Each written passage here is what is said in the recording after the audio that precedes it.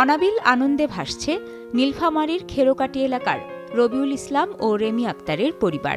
তাদের ঘর আলো করে আজ জন্ম নিল এক পুত্র সন্তান। আমার প্রথম বাচ্চা হয়ে ভালো লাগতেছে, আর আমার বাচ্চার জন্য সবাই দোয়া করবেন। আমরা চাই যে আমার নাতি বড় হোক এবং মানুষের মতো মানুষ হোক, বড় হয়ে দেশের জন্য কাজ করতে পারে, দেশের মানুষের জন্য কাজ করতে পারে। এজন্য সবার কাছে আমরা দোয়া চাই। নবজাতক ও তার পরিবারকে শুভকামনা।